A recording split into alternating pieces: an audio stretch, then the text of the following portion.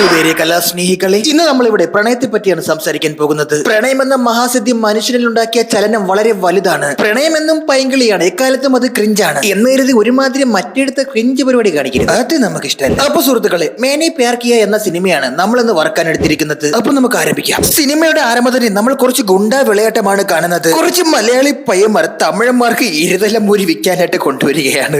ഞാനും എന്റെ പഴയ കാലം ഓർക്കുന്നു. ഇരുതല മൂരിക്കും വെള്ളി മൂങ്ങയ്ക്കും ഒക്കെ കോടികൾ കിട്ടുമെന്ന് പറഞ്ഞൊരു കൂട്ടുകാരനെ ഉണ്ടായിരുന്നു എനിക്ക്. ഇപ്പോഴവൻ കിണറ്റിൽ വെള്ളം കോരി ജീവിക്കണം. അങ്ങനെ നമ്മുടെ പയ്യന്മാർ ഇരുതല മൂരിയെ വെക്കാൻ വേണ്ടി കൊണ്ടുവരുമ്പോൾ തമിഴൻ കൊണ്ട് അവന്മാരൊക്കെ ഇറങ്ങി ഭീഷണിപ്പെടുത്തുന്നു. പാമ്പുഞ്ഞ അവിടെ വെച്ചിട്ടേ പൈസയൊന്നും ഇല്ല, ജീവനാണെങ്കിൽ പൊക്കോളാൻ പറയും. അവന്മാരെ തോക്കെടുത്ത് അവന്റെ കാലിലൊരു വെടി. പിന്നെ എന്ത് വിചാരിച്ച് പച്ച മലയാളിടാ, മലയാളി പുലിയാടാ. എന്നിട്ട് അവന്മാർ ഇത്രയും ഗുണ്ടകളെ കഴുത്ത് കിടന്ന മാലയും സ്വർണവും എല്ലാം പൊട്ടിച്ചെടുത്ത് അവിടെ നിന്ന് പൈസ എടുത്ത് അവന്മാര് കടന്നു കളയും. പക്ഷെ ഗുണ്ടകളെ അവന്മാരെ വിടില്ല, അവന്മാരെ ഓടിച്ച് കരിമ്പ് കാട്ടി കയറ്റും. ഇവന്മാരെ കണ്ണിപ്പെടാതിരിക്കാൻ അവന്മാരിങ്ങനെ ഒളിച്ച് കിടക്കുകയാണ്. പിന്നീട് നമ്മൾ കാണുന്നത് ഒരു വലിയ ബൃഹത്തായ താരനിരയെ തന്നെയാണ്. അർജുൻ, നമ്മുടെ ആസിഫ് അലിയുടെ അനിയൻ, ത്രിക്കണ്ണൻ, ശ്രീകാന്ത് വെട്ടിയാർ, അങ്ങനെ ഒരു വലിയ താരനിര തന്നെ ഇതിനകത്തുണ്ട്. ഈ മച്ചന്റെ പേര് എനിക്കറിയില്ല, പക്ഷെ മച്ചാനും ഉണ്ട്. ആസിഫ് അലിക്ക് ഒരു പ്രണയമുണ്ട്, പുള്ളിക്കാരി മുസ്ലിമാണ്, ആസിഫ് അലി ക്രിസ്ത്യനും. അതൊരു വലിയ കഥയാണ്, ഞാൻ വഴിയെ പറയാം. അങ്ങനെ വെള്ളമടിയും ഫുട്ബോൾ കളിയുമായിട്ട് നടക്കുന്ന അവരുടെ സായാഹ്നങ്ങൾക്കിടയിലൂടെ കഥ ഇങ്ങനെ സിമ്പിളായി പൊയ്ക്കൊണ്ടിരിക്കുന്ന ഇടയിൽ പെട്ടെന്ന് അവിടെ വെച്ച് ട്രാക്ക് അങ്ങ് മാറ്റുകയാണ്. ഇതാണ് നമ്മുടെ നായകൻ. നായകൻ ഒരു കോളേജിൽ 3 മാസം പഠിച്ച് അവിടെ നിന്ന് എങ്ങനെയെങ്കിലും സർട്ടിഫിക്കറ്റ് വാങ്ങണം. പുള്ളിക്ക് ഇവിടെ നിന്ന് നാട് വിട്ടു പോകണം. അങ്ങനെ സർട്ടിഫിക്കറ്റ് വാങ്ങാൻ ചെല്ലുമ്പോഴാണ് അവിടെ വെച്ച് നായികയെ കാണുന്നത്. കണ്ടെന്നൊക്കെ പറഞ്ഞാൽ ഒറ്റ നോടത്ത് തന്നെ അവനങ്ങ് ഇഷ്ടമായി.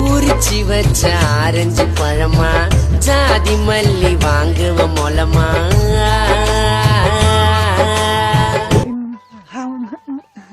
അവസ്ഥയ്ക്ക് പിടിച്ച പ്രേമോ, കുറ്റം പറയാൻ പറ്റില്ല. ഇത്രയും സുന്ദരിയെ പെണ്ണെ കണ്ട് ആരായാലും പ്രേമിച്ചൂല്ലേ. ഇനി നമ്മുടെ ആസിഫിയുടെ അനിയനെ വേണമെങ്കിൽ ഇവന്റെ മെന്റർ ആയിട്ട് എടുക്കാം. ആ നാട്ടിലെ ഏറ്റവും വലിയ മുതുക്കനും പ്രേമത്തിൽ ഒരു അഗ്രഗണ്യമാണെന്ന് തള്ളുന്ന ഒരുത്തരാണ് ഇത്. അല്ലെങ്കിൽ കൊച്ചു പിള്ളേര് വലിയ അണ്ണന്മാരത്തല്ലേ ഈ കാര്യങ്ങളൊക്കെ പോയി പറയണം. അങ്ങനെ ഇദ്ദേഹത്തോട് കാര്യങ്ങളൊക്കെ പറയുകയാണ്, ഒരു പെണ്ണിനെ കൊണ്ട് എനിക്ക് ഇഷ്ടമായെന്നൊക്കെ. അപ്പൊ തന്നെ അളിയൻ ചോദിക്കും, അടയാളം പറ. ഉണ്ടക്കണ്ണ്, മൂക്ക്, നീളം മൂക്ക്, നീണ്ട താടിയല്ലേ, കുറച്ച് പാടാ. ശരി, പോടാ ചെറുക്കന്റെ മനസ്സോടിപ്പിക്കാതെ. ഏത് പെണ്ണും വളയുന്നൊരു ടെക്നിക്ക് ഉണ്ട്, അത് വേണമെങ്കിൽ ഞാൻ പറഞ്ഞുതരാം.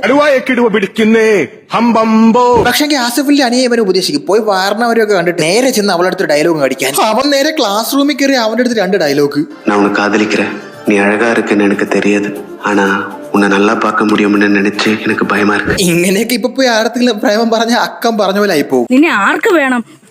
വലിങ്ങേറി വന്ന് അതുകൊണ്ടും തീർന്നതാണ്. ഇവൻ നിരന്തരം അവളെ ഇങ്ങനെ ശല്യപ്പെടുത്തും. സ്റ്റോക്കിംഗ് ഈസ് നോട്ട് പ്രേമം. ഈ പുറകെ നിന്ന് ശല്യപ്പെടുത്തി പ്രേമിക്കണൊക്കെ വെറും കണ്ണാപ്പത്തരമാണ് കേട്ടാ. I need some oxygen. വല്ല ആലിന്റെ ചൂട്ടിലാ പോയി ഇരിടാ. உன்னை பார்த்ததுல இருந்து ബൗണ്ടിങ് ഹാർട്ട് ബീറ്റ്. ഇങ്ങനത്തെ ഒരു വൃത്തികെട്ട പ്രണയം കാഴ്ചവെച്ചുകൊണ്ട് ഇവ ഇങ്ങനെ പിറകെ നടക്കുകയാണ്. സിനിമയിൽ ഇതിന് ക്ലീശ ആയിട്ടാണോ കാണിക്കണത്, അതായത് കണ്ട് നമുക്ക് ക്ലീശ അടിക്കണയാണെന്ന് തോന്നില്ല. അസഹനീയമായിരുന്നു ഗൈസ്, പറയാതിരിക്കാൻ വയ്യ. പറഞ്ഞു അവളെ വീട്ടിന്റെ വാതിലിന് വരെ ചെല്ലും. ഇതെന്തൊരു പ്രേമോടാ, നിന്നെ പിടിച്ച് പോലീസ് ചേർക്കണം. എനിക്ക് തന്നെ കാണുമ്പോ എന്റെ നെഞ്ചില് ബാൻഡ് മേളം അടിക്കുന്ന ഒരു ഫീൽ. എന്നാ വല്ല ഉത്സവ സീസണും ഇറങ്ങിക്കൂടെ, നല്ല പൈസ ഉണ്ടാക്കാം ബാൻഡ് മേളം വെച്ച്. എന്റെ ഈ ചളി ഇത്രയല്ലേ ഉള്ളു, സിനിമയിൽ ഇതിനേക്കാളും വലിയ ക്രിഞ്ചാണ്. അപ്പൊ പിന്നെ നിങ്ങൾക്ക് ഇതൊക്കെ സഹിക്കാം. നീ നോർമൽ ആരിൽ ഞാനാവനാ, ഞാൻ നോർമലാണ്, അവ അല്ല. പക്ഷെ ഒരു സംഭവം ഉണ്ടാവുകയാണ്. അവ അവിടെ വീട്ടിൽ വന്ന് കറങ്ങണ കണ്ട് അവളെ വീട്ടിലെ ഡ്രൈവർ പൊക്കി ഇവനെ പിടിച്ച് അറയും. അടികിട്ടിയ സംഘടത്തിൽ നേരെ ബാറിൽ പോയിരുന്ന് 2 എണ്ണം അടിക്കും. പെട്ടെന്ന് അവന്റെ ദേഹത്ത് ലാലിന്റെ പ്രേതം കയറും.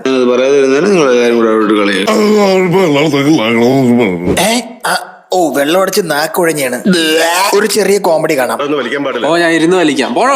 എന്തൊക്കെ പറയാലും അർജി മച്ചൻ കുഴപ്പമില്ലാതെ ചെയ്തിട്ടുണ്ട്. ഇതുപോലെ ആയി പോയില്ല. അനാഥരാണ്, പക്ഷെ ഗുണ്ടകളല്ല. അങ്ങനെ അവൻ വീണ്ടും ഈ പെണ്ണിന്റെ പിറകെ നടക്കുകയാണ് ഗൈസ്. സിനിമയുടെ ഒരു ഫസ്റ്റ് ഹാഫ് മുഴുവൻ ഇത് തന്നെ. ഈ പടത്തിന് മേനെ പേർക്കി എന്ന് പേരിട്ടത് എന്തുകൊണ്ടായിരിക്കുമെന്ന് എനിക്ക് ഇപ്പോഴും മനസ്സിലായില്ല. സിനിമയുടെ സ്വഭാവമായിട്ട് ഒരു ബന്ധമുള്ളതായിട്ട് എനിക്ക് തോന്നിയില്ലേ. എന്തായാലും അവൻ പോയി പറയും, അവൻ 12ാം ക്ലാസ് വരെ ബോയ്സ് സ്കൂളിലാണ് പഠിച്ചത്, അതുകൊണ്ട് എനിക്ക് പെമ്പിള്ളടുത്ത് ഇടപെടാൻ അറിഞ്ഞൂടാന്ന്.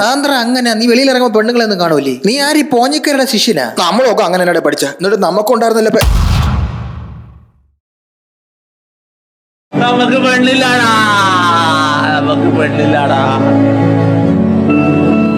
സൈമൾട്ടേനിയസ്ലി ആസിഫ് അലിയുടെ അനിയന്റെ പ്രണയം കൂടി ഇതിനിടെ കൂടി നടക്കുകയാണ്. അവൻ വീട്ടിൽ പോയി ചോദിക്കുമ്പോഴത്തേക്കും ഇവള് പറയും, വേറൊരു നല്ല പെണ്ണിനെ കെട്ടി. നമ്മൾ മുസ്ലിം ഫാമിലി ഭയങ്കര ഓർത്തഡോക്സ് ആണ്, പക്ഷെ തന്റെ പ്രണയത്തിന് വേണ്ടി ഏത് അറ്റവും ഇല്ലാതാക്കാൻ ശ്രമിക്കുന്ന ഒരുത്തനായിരുന്നു നമ്മുടെ ആസിഫ് അലിയുടെ അനിയൻ. പുള്ളി ഒന്ന് പറഞ്ഞ രണ്ടാമത്തെ നേരെ ഇന്റർനെറ്റ് കണക്ഷൻ വിച്ഛേദിക്കാൻ പോകും.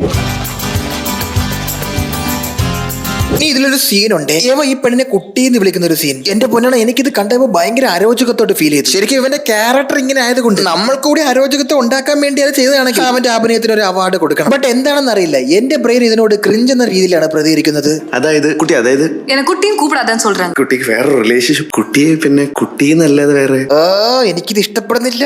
അങ്ങനെ സംസാരിച്ച് അവൾ അവളുടെ അവസ്ഥ പറയുകയാണ്. അച്ഛനും അമ്മയും കൂട്ടിലിട്ട് വളർത്തുന്ന ഒരു കുട്ടിയാണ്. ഒരു പാനിപ്പൂരി പോലും വെളിയിൽ നിന്ന് വാങ്ങിച്ചു കഴിക്കാൻ അവർക്ക് പറ്റണില്ല. അത് കേട്ടതും കോളേജിലേക്ക് അവ ഒരു പാനിപ്പൂരി പെട്ടിയായിട്ട് വരും. പാനിപൂരി, ബേൽപൂരി, മസാൽപൂരി. അത് കണ്ട് ഇംപ്രസ് ആയ അവൾ അപ്പൊ തന്നെ കോളേജിൽ നിന്ന് ഒരു ദിവസം ലീവ് എടുത്ത് അവനോട് കറങ്ങാൻ അങ്ങ് പോവുകയാണ്. പക്ഷെ അത് കോളേജിൽ പോയി ആകെ സീനാകും. അത് അവൾ അവനെ വിളിച്ചു വരുമ്പോ നമ്മുടെ ശ്രീകാന്ത് വെട്ടിയാർ അതങ്ങ് ഡീൽ ചെയ്യുന്ന നൈസായിട്ട്. വെട്ടിയാർജി ഏതൊരു പെണ്ണിനെ കൊണ്ട് അവളെ അമ്മേനെ വിളിച്ചു പറയും മിസ്ഇൻഫർമേഷൻ വന്നതാണെന്ന്. പിറ്റേഴ്സ് രാവിലെ നമ്മൾ ആർജി ഒരു പുതിയ കാർ വിട്ട് വരാം. എന്നിട്ട് ഇവർ രണ്ടുപേരും കൂടെ അവളെ ഇംപ്രസ് ചെയ്യിപ്പിക്കാനായിട്ട് നേരെ കോളേജിലോട്ട് അങ്ങ് ചെല്ലും. അപ്പൊ നോക്കുമ്പോഴേ അവള് ഓടി ഒന്ന് വണ്ടിയിലും കയറും. സംഭവം എന്താണെന്ന് വെച്ചാൽ കറങ്ങാൻ വേണ്ടി പോയിരുന്നല്ലോ അവർ രണ്ടുപേരും കൂടി. അത് വീട്ടിലേക്ക് എറിഞ്ഞ ആകെ പ്രശ്നമായി ഇരിക്കുകയല്ലേ. മാത്രവുമല്ല കോളേജിൽ പേരന്റ്സ് മീറ്റിംഗ് വിളിച്ചിരിക്കുകയാണ്. അപ്പൊ അവക്ക് അമ്മയെ ഫേസ് ചെയ്യാൻ പറ്റത്തോണ്ട് കിട്ടിയ വാക്കിന് കാറിൽ ഓടി കയറിയതാണ്. എന്നിട്ട് അർജു സീർട്ട് വലിക്കാൻ പോയി തക്കത്തിൽ ഒരു പെണ്ണും പയ്യനും കൂടി കാറ് ഒറ്റക്കിരിക്കണ കാണുമ്പോൾ കുറെ സദാചാര വീരമ്പരങ്ങ് കൂടെയാണ്. എന്നിട്ട് അവരുടെ നമ്പർ വാങ്ങിച്ചവന്റെ അച്ഛനെയൊക്കെ വിളിച്ചു പറയണം. മര്യാദയ്ക്ക് വളർത്തിയില്ലെങ്കിൽ നാട്ടുകാർ ചിലപ്പോ കൈ വെക്കും. പക്ഷേ അവന്റെ തന്ത വിവരമുള്ളവനായിരുന്നു. പിള്ളേരെ വല്ലതും ചെയ്തതിനെ നിന്റെയൊക്കെ പെടലി അടിച്ച് തിരിക്കും എന്ന് പറഞ്ഞാൽ അങ്ങേരി ഭീഷണിപ്പെടുത്തും അങ്ങോട്ട് കയറി. ശരിയാണ് കേസ്, ഇപ്പോഴും ഈ കലാപരിപാടി ഇവിടെ പലയിടത്തും ഉള്ളതാണ്. കുറെ സദാചാര ഫുണ്ടകളുണ്ട്. അവനൊക്കെ രാത്രി എവിടെയെങ്കിലും തലയെ മുണ്ടിട്ട് മതിലാടാൻ പോവുകയും ചെയ്യും, രാവിലെ പകൽമാന്യം കളിക്കുകയും ചെയ്യും. ഈ സദാചാരം പറയുന്നവരാണ് ഏറ്റവും കൂടുതൽ വൃത്തികെട്ടവന്മാര്. ഉള്ളിലെ വൈകല്യം ഒളിപ്പിച്ചു വെച്ചിട്ട് മറ്റുള്ളവരെ കുറ്റം പറയും. ആഴക്കപ്പും പോരാ തന്നെ അവ ആ പെണ്ണിന്റെ വീട്ടിൽ വിളിച്ചു പറയും. അതിലൊരുത്തന്നെ ആ പുതിയ കാറിന്റെ ബ്രേക്ക് ലൈറ്റ് തല്ലി പൊട്ടിച്ചേക്കണ്. ഇത് കണ്ടോണ്ടൊന്നും അർജുൻ കലിപ്പാകും. ഓ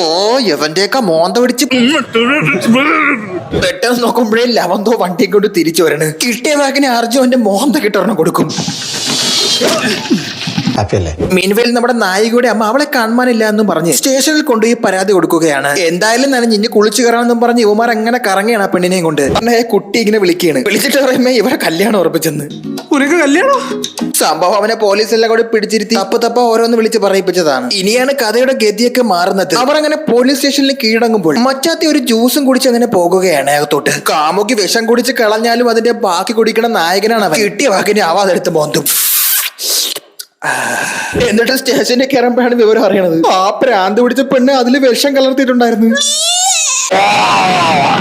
ഭാഗ്യത്തിന് ഇവരാണ് ഇതിലെ നായകനും നായിക ആയതുകൊണ്ട് ഇവർ രണ്ടുപേരും മരിക്കൂല. ഇനിയാണ് കഥയിൽ ഒരു വമ്പൻ ട്വിസ്റ്റ്. ആസിഫ് അലി അങ്ങ് പൊന്നേനിപ്പോ ഈ മതം മാറി പടവെട്ടി വന്നേക്കാണ്. വെള്ളയിട്ട് ഇവിടെ വരുമ്പോഴാണ് സത്യം മനസ്സിലാക്കണം. അവള് വേറൊരുത്തിന്റെ കൂടെ ഒളിച്ചോടി പോയെന്ന്. പാവം, അരിയും പോയി മണ്ണെണ്ണയും പോയി. ഈ സംഭവം കഴിഞ്ഞ് കൂട്ടുകാരെല്ലാം കൂടെ ചേർന്ന് നിന്ന് വെള്ളം അടിക്കുമ്പോൾ നമ്മൾ വിചാരിക്കും ഒളിയും ഭയങ്കര ഹാപ്പിയാണെന്ന്, വലിയ കേസാണെന്ന്. ഏതാനും നിമിഷങ്ങൾ അങ്ങോട്ട് കഴിഞ്ഞതും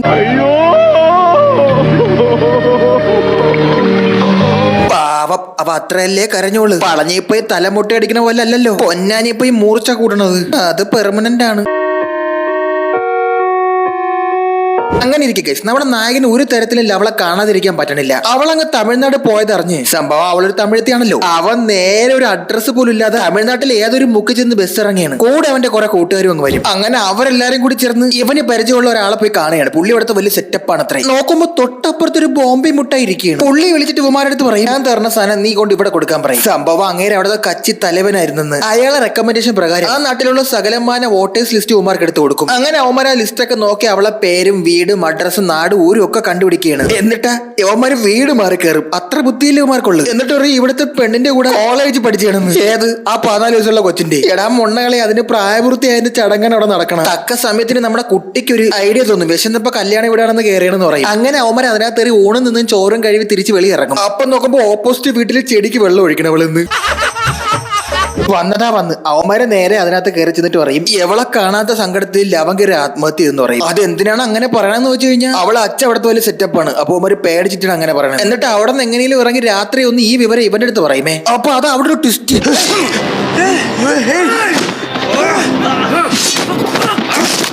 എടാ ഇത് എന്തൊക്കെയാടാ ഈ സിനിമയിൽ നടക്കണ? വെള്ളിമൂങ്ങയില് ഇരുതല മൂരിലും തുടങ്ങിയ കഥ പ്രേമത്തിൽ കൂടെ കയറി കറങ്ങി ഇപ്പൊ ഏതാ കൊട്ടേഴ്സ് സംഘത്തിൽ വന്നിക്കണ്. ഇതെന്തോന്ന് സ്ക്രിപ്റ്റഡ് ആയത്? ഇപ്പൊ നമ്മൾ കാണുന്ന എന്താണെന്ന് അറിയാമോ? ആദ്യം നമ്മൾ കണ്ടില്ലേ മറ്റേ 3 പയ്യന്മാര്, അവന്മാരും ഇവന്മാരുമായിട്ട് ഇപ്പൊ കണക്ട് ആവുകയാണ്. സംഭവം അവന്മാരത്തൊപ്പം എല്ലായിടത്തും ഗുണ്ടകൾ ഇറങ്ങിയാണ്. അപ്പൊ ഒരു ബസ്സുകാരൻ പറയും ഈ ബസ്സിനകത്ത് ഒരു 3-4 പയ്യന്മാര് കയറിയായിരുന്നു, അതിൽ ഒരുത്തും കറുത്ത ഡ്രസ്സാണ് ഇട്ടേക്കണേന്ന്. വേറെ ഒന്നുമില്ല ഗൈസ്, അവന്മാരും ഇവന്മാരായിട്ട് ഈ ഗുണ്ടകൾ കൺഫ്യൂഷൻ അടിക്കും. എന്നിട്ട് ഇവന്മാരാണ് ആ ഗുണ്ടകൾ എന്ന് പറഞ്ഞ് ഇവന്മാരെ പിറകെ പോകും. അത് തന്നെ തിയേറ്ററിൽ പോരുന്നത് കണ്ടവർക്ക് ടെൻഷൻ അടിച്ച് മൊത്തം അങ്കൂഷായി പോയി. കാണും. എന്തൊക്കെ കാര്യങ്ങളാണ്. പിന്നെ അവിടെ നടക്കണ എന്തെന്ന് വെച്ച് കഴിഞ്ഞാൽ എനിക്കറിയാൻ പാടില്ല ഗൈസ്. കുറെ ഗുണ്ടകൾ അവിടെ നിന്ന് ഇവിടുന്ന് വരുന്നു. ഒരു മെയിൻ ഗുണ്ട വരുന്നു, ഒരു ചെറിയ ഗുണ്ട വരുന്നു, യവന്മാരെ ഇട്ട് ഓടിക്കുന്നു. ദാണ്ടെ വേറൊരു ഗുണ്ട ഫ്ലോറൽ ഷർട്ടും കഴുത്തിൽ തൈറോയിഡും, അല്ല അത് തൈറോയിഡ് അല്ല ഗൈസ്, അവൻ ടാറ്റു അടിച്ചിരിക്കണേണ്. സംഭവം യവന്മാരെല്ലാം കൂടി ആ ഇരുതല മൂരിക്ക് വേണ്ടി ആ മലയാളി പയ്യന്മാരെ പിറകെ നടക്കി. ഇതാണ് സംഭവം. ഇരുതല മൂരി കിട്ടി കഴിഞ്ഞാൽ അതിന് പവർ ഉണ്ടെന്ന് എങ്ങനെ നോക്കും? പവർ ഉള്ളതാണെങ്കിൽ എന്റെ കണ്ണിൽ മഞ്ഞപ്പൊടി ഇട്ട് അത് കണ്ണ് അമ്മ ഒട്ടൂലെന്ന്. അല്ല അങ്ങനെ കുറെ ടെസ്റ്റിംഗ് ഒക്കെ ഉണ്ട്. പിന്നെ ദേ ഈ മൊണ്ണമോറ ഇതിനകത്തുണ്ട്. എന്തിനാണെന്ന് വെച്ച് കഴിഞ്ഞാൽ എനിക്ക് അറിഞ്ഞൂടാ. അവൻ വന്ന് ഇവളെ തട്ടിക്കൊണ്ടുപോകും. ശരിക്കും പറഞ്ഞാൽ ഈ സിനിമയിൽ എന്തോന്നാണ് നടക്കണം. അത് ഒരുത്തരം ലവ് അറ്റ് ഫസ്റ്റ് നൈറ്റ്. അത് കഴിഞ്ഞപ്പോ ആ പെണ്ണിന് ഇവരുടെ തിരിച്ച് പ്രേമം തോന്നണ പോലെ. അവളാണെങ്കിൽ ഭയങ്കര വീട്ടുകാരെ പേടിയുള്ള പെണ്ണ്. എന്നാ അവളെ വീട്ടുകാരാണെങ്കിൽ അത്ര ടെററും അല്ല. അത് കഴിഞ്ഞപ്പോഴത്തേക്ക് ഒരു ബന്ധുവല്ലാതെ സുനവിച്ഛേദം ചെയ്തിട്ട് വന്നേക്കണ്. പിന്നെ ഒരുത്തം തീയും പോകായിട്ട് മധുരയ്ക്ക് വരണ്. അതിനിടയിൽ ഗാങ്സ്റ്റർ വരുന്നു, വെള്ളിമൂങ്ങ വരുന്നു, പാമ്പ് വരുന്നു, ആള് മാറുന്നു. ആകെ ബഹള ഇടി പോകാൻ മണം നാറ്റം. ഇതെന്താണിത്? പയ്യല്ലടാ. പിന്നെ നോക്കുമ്പോഴേ ആ ബാഗ് കൊണ്ടുപോയി ഒറിജിനൽ പയ്യന്മാരില്ല മലയാളി, അവന്മാർ തൂങ്ങി നിൽക്കണ്. അത് കഴിയുമ്പോൾ നോക്കുമ്പോഴത്തേക്കും കുട്ടി എടുത്തിൽ അവനെ വെട്ടാണ്. പിന്നെ അവന്റെ ആൾക്കാരൊക്കെ വന്ന് മറ്റേടത്ത് വരുമ്പോഴത്തേക്ക് അവിടെ തൂങ്ങി ആടിയമാർക്ക് വരെ വേറെ കുറെ പേര് കിടക്കണ്. അസ്കർ അലി എണീച്ച് ചവിട്ടണ്. പിന്നെ പരസ്പരം അങ്ങോട്ടേക്കോട്ട് മർദ്ദിക്കണ്. ആൾക്കാർ യുവമാരെ വളയണ്, യുവമാരെ നിന്ന് പതറണ്. ഇതൊക്കെ കണ്ടിട്ട് എനിക്ക് ശ്വാസം മുട്ടണ്. പിന്നെ കുറച്ച് കഴിയുമ്പോഴത്തേക്ക് നമ്മുടെ ഇവൻ വരുക, ഈ മെയിൻ വില്ലൻ. ഇവൻ വന്ന് അവിടെ കുറച്ചേരത്ത് ഒരു ഫൈറ്റ് ഒക്കെ കാഴ്ചവെക്കും.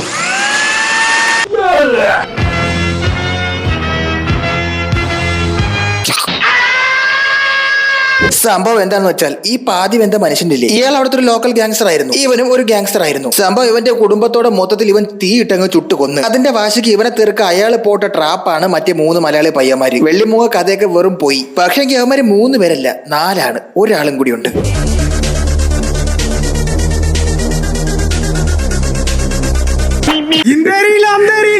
ഇത്ര കേട്ടിട്ട് നീ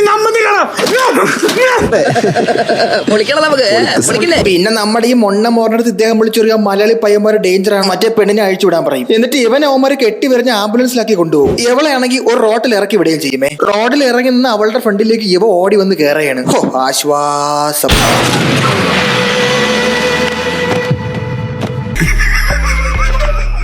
വണ്ടി ഇടിച്ചത് നിങ്ങൾ കണ്ടില്ലേ? ഇവരെന്നിട്ടും ചാവൂല. കുറെ നാളുകൾക്ക് ശേഷം നമ്മുടെ നായകന്റെ ചേട്ടന്റെ കല്യാണത്തിന്റെ അന്ന് വേറൊരു പ്രത്യേക സ്ഥലത്ത് വെച്ച് നായികനെ കണ്ടുമുട്ടുകയാണ്. അവിടെയും ഒരു ട്വിസ്റ്റ് ഉണ്ട് ഗൈസ്. അന്നത്തെ ആ വണ്ടി ഇടിപ്പിന് ശേഷം നായികയുടെ ചെവിയുടെ കാഴ്ചശക്തി പോവുകയാണ് ഗൈസ്. എന്നിട്ട് ഇവർ ഒന്നിക്കയില്ല, നിന്നിക്കയില്ല, വന്നിക്കയില്ല. അവളെ കയ്യിലൊരു അരഞ്ഞാണോ അടപ്രഥമന എന്തോന്ന കയ്യിൽ വെച്ചു കൊടുത്തിട്ട് അങ്ങ് നടന്നു പോകും. പിന്നെ വലിയ സംഭവം തന്നെ. ഇപ്പോൾ രണ്ടും കൂടെ അവിടെ കിടന്ന് മെഴുകാതെ.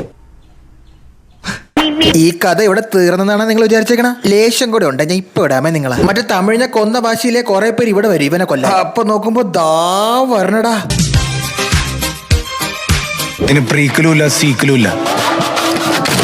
പിന്നെ ഇതിന് പ്രീക്കലോ സ്വീക്കലോ ഉണ്ടെന്ന് നീ പറഞ്ഞു വെക്കണ്ട. നിന്നെ കൊണ്ടല്ല. ഇപ്പൊ ശരിക്കും പടം തീർന്ന്. നിങ്ങൾ പൊക്കോ, ഞാനും പോകണം. അപ്പൊ നമുക്ക് അടുത്തൊരു റോസ്റ്റ് വീഡിയോയിൽ വീണ്ടും കാണാം. അപ്പൊ ശരി ഗൈസ്, നമ്മൾ ഇനിയും കാണും. താങ്ക്സ്. Love you.